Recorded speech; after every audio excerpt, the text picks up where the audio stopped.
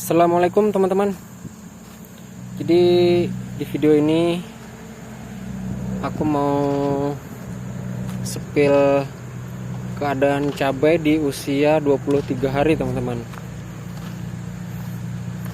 Jadi hari ini tadi aku baru habis nyepray fungi insektisida beserta pupuk daun buat menutrisi langsung. Nah, jadi untuk keadaannya di 23 hari ini seperti ini teman-teman.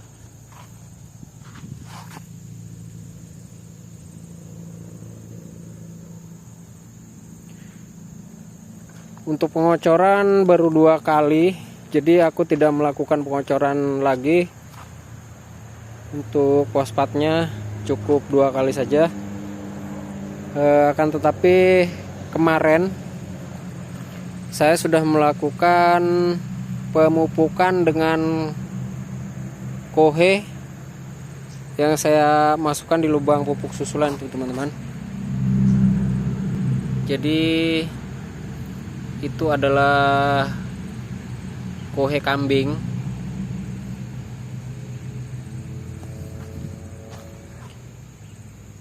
yang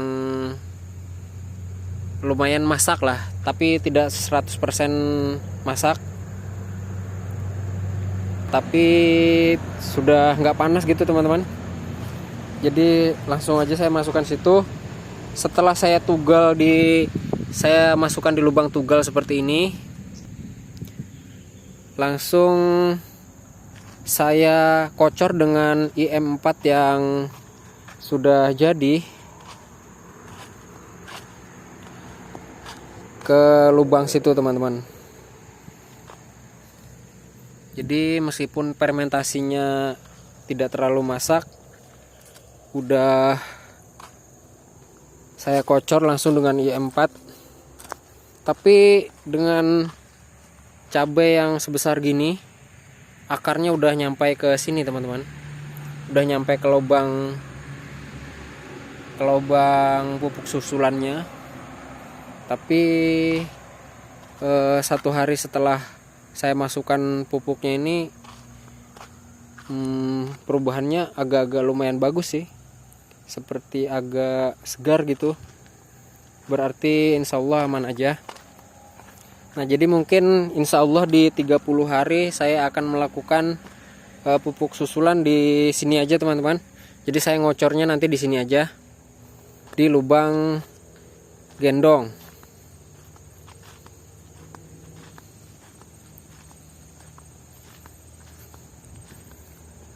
Perubahannya lumayan terlihat lah, meskipun baru 2 kali kocor, karena mungkin usianya juga udah 23 hari.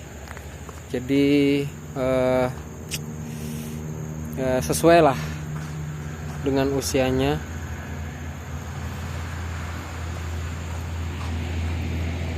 Sudah mulai rata pertumbuhannya teman-teman, tapi kadang-kadang ada yang tinggi sendiri seperti ini, ada yang agak rendah. Oh, itu sulaman yang dimakan jangkrik.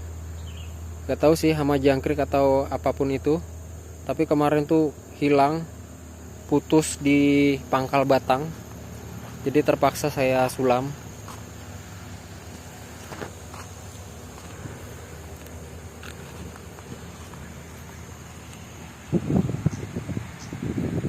Anginnya lumayan kencang hari ini teman-teman. Jadi penyepraian tadi tertiup-tiup angin.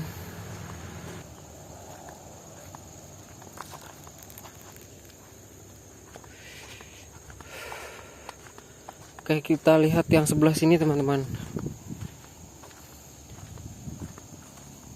Jadi bibit yang tinggi pun sudah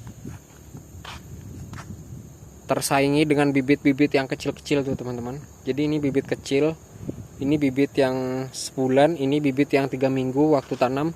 Jadi sudah mulai dikejar pertumbuhannya. Jadi udah samalah, mungkin bedanya 0, berapa persen gitu ketinggiannya. Tapi kalau yang ini cukup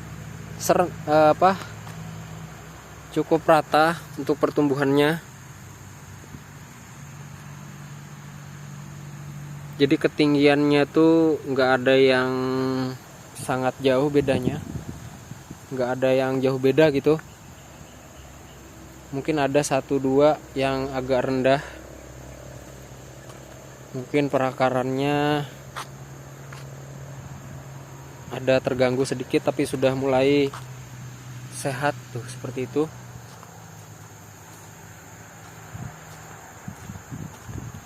Jadi untuk di sebelah sini sama aja. Jadi seperti itu teman-teman, penampakan cabai ori ditanam di daerah berpasir, sama aja lah, lumayan. Nah, jadi ini ada perangkat lalat buah sudah saya pasang teman-teman. Jadi di sebelah sana itu udah mulai penuh. Di sini ada lem juga, saya kasih lem tikus. Jadi sebagian hinggap di situ langsung kena teman-teman.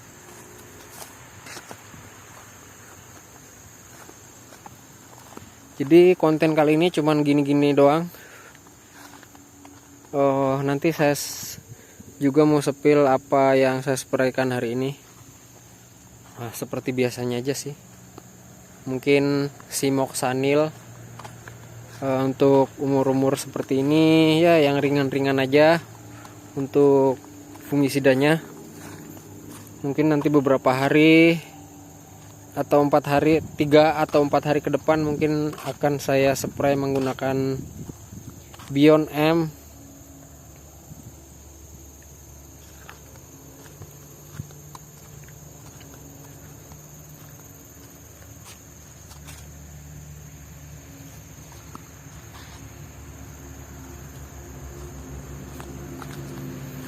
Untuk di ujung sini penampakannya sama aja. Nah, ini pun bibit yang kecil yang saya tanam. Sekarang tingginya wow, udah melebihi teman-teman. Udah hampir melebihi yang tinggi-tinggi yang waktu mulai tanam.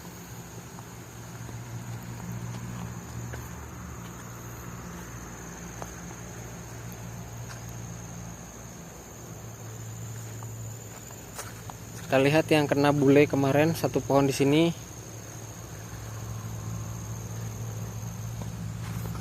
Nah, jadi yang bule daunnya udah mulai lembut, udah mulai lemes gini, udah nggak kaku lagi. Jadi kalau ada semu-semu hijau seperti ini, insya Allah nanti di masa generatif dia produktifnya optimal lah, meskipun nggak 100%.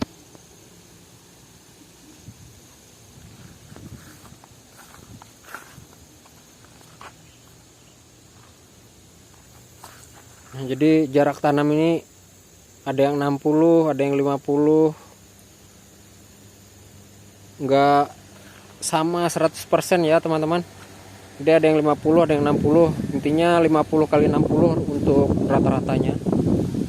Nah, jadi buat teman-teman, apakah tahu ini varietas apa yang di kemasan cabai ori, tapi ada beberapa pohon yang kayak gini varietasnya, kayak cabai keriting gitu teman-teman. Apakah ini ori, apakah keriting? Tapi ini ada di dalam kemasan cabai ori yang saya semai. Saya nggak nyampur-nyampur bibit, tapi tumbuhnya seperti itu.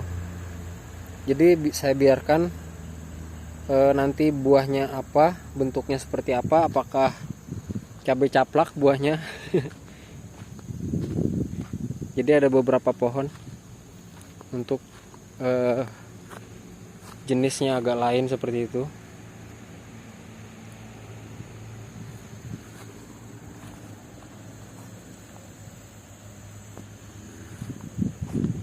Oke teman-teman, saya mau sepil obat atau pestisida dan nutrisi apa yang saya spraykan. Ya seperti itu aja sih nutrisinya. Mungkin nanti kalau udah memasuki masa generatif mungkin berubahnya nggak terlalu jauh, mungkin seperti benomil, karbendasim, paling seperti itu aja. Untuk insektisidanya mungkin ya tetap aja piridaben, mungkin matador buat membasmi ulat, atau enggak emasel gitu ya. Enggak terlalu jauh sih dari itu obatnya, yang mudah dicari aja sih di daerah sini. Oke teman-teman, jadi inilah yang saya semprotkan hari ini. Jadi cuman ada tambahan ini tadi Vitoflex, untuk yang lainnya serba 1 sendok. Jadi saya menggunakan ini 1 sendok, Abamectin 1 sendok, Imidacloprid 1 sendok, Simoxanil 1 sendok, Mordenvolnya 1 sendok. Ini pun 1 sendok teman-teman. Copper WP-nya 1 sendok aja. Cuman buat jaga-jaga aja sih, cuman buat ya tameng dikit-dikit lah. Insya Allah nggak ada apa-apa di sini. Maksudnya belum ada terlihat tanda-tanda yang seperti terserang jamur gitu, belum ada. Mungkin kalau daunnya berlobang yang seperti lobang jarum gitu, bintik-bintik, ada aja sih. Tapi kelihatannya udah sembuh, udah seperti biasa lagi. Mungkin karena cuacanya sering hujan gitu ya kemarin-kemarin. Nah seperti itu teman-teman. Jadi pengocoran ketiganya nanti di masa generatif.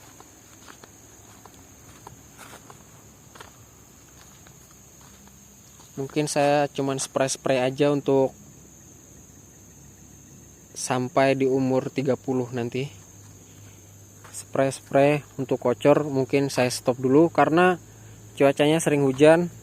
Biasanya kalau di daerah saya teman-teman, kalau cuacanya sering hujan, kalau sering dikocor sangat rentan sekali teman-teman, sangat riskan gitu ya. Untuk seperti jamur-jamur bercak daun serta bakteri. Pengalaman saya gitu ya dari dulu, kalau hujan-hujan misalkan meskipun sudah 2 hari saya diamkan, udah seperti kering gitu, terus saya kocor, nanti jangka 2 hari atau sehari atau 2 hari gitu hujan. Nah disitu biasanya ada timbul-timbul seperti gejala-gejala jamur gitu teman-teman. Jadi saya lihat-lihat dulu, mungkin nanti saja di umur 30 baru saya kocor lagi di lubang pupuk gendong teman-teman. Jadi di lubang gendong untuk pemupukan susulannya. Seperti itu teman-teman. Jadi terima kasih kepada teman-teman yang sudah klik video ini. Terima kasih yang udah menyaksikan. Untuk keadaan cabai ori 212 yang ditanam di daerah berpasir di Kalimantan Selatan, seperti ini teman-teman. Jadi saya itu berasal dari Kalimantan Selatan teman-teman. Kalimantan Selatan, tepatnya di Kecamatan Batu Ampar, Kabupaten Tanah Laut atau Plehari, Kalimantan Selatan teman-teman. Jadi di desa Jilatan Alur. Seperti itu teman-teman. Oke, saya ucapkan terima kasih sekali lagi kepada teman-teman. Wassalamualaikum warahmatullahi wabarakatuh.